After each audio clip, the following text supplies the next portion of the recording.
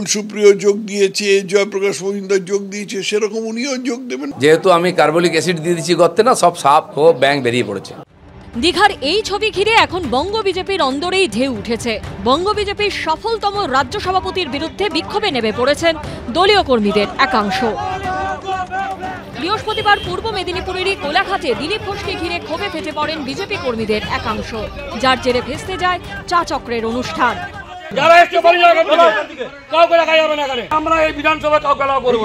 বিক্ষোভকারী বিজেপি কর্মীদের সঙ্গে বাগযুদ্ধে জড়ান দিলীপ ঘোষের স্ত্রী রিঙ্কু মজুমদার।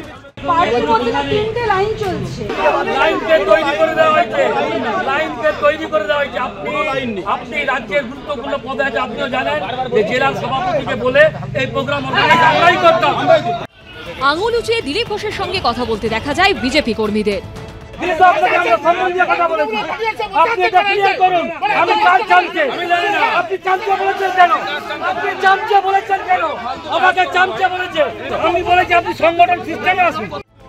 মেদিনীপুর, যা একসময় দিলীপ ঘোষের নির্বাচনী কেন্দ্র ছিল, সেখানে তো তার ছবিতে জুতো ঝুলিয়ে বিক্ষোভ দেখান বিজেপি কর্মীরা।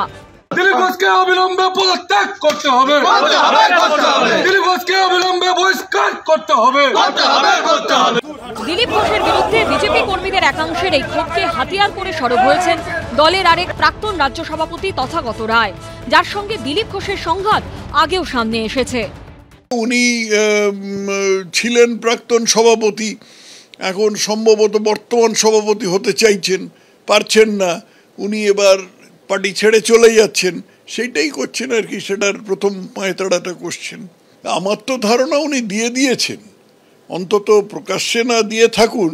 তো মমতার সাথে কথাবার্তা না নয়, মমতার সাথে তো কথা বলবার কি দরকার, উনি ওই মন্দিরে যান তো সেটা যেতে পারতেন, কিন্তু ওই মন্দিরে গিয়ে মমতার সাথে এক কাউচে বসে সেখানে নানা রকম বিশ্রম্ভালাপ করা, এটা তো রাজনীতি ছাড়া কিছুই হতে পারে না। এবং এই রাজনীতির শেষ হচ্ছে ওর ওই তৃণমূলে গিয়ে যোগ দেওয়া।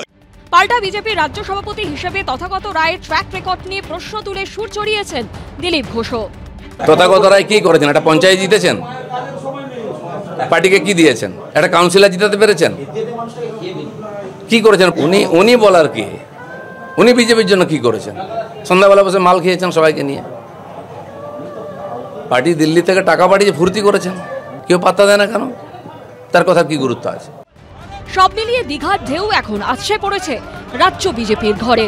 বিটন চক্রবর্তী, সৌমেন চক্রবর্তী ও কৃষ্ণেন্দু অধিকারীর রিপোর্ট, এবিপি আনন্দ।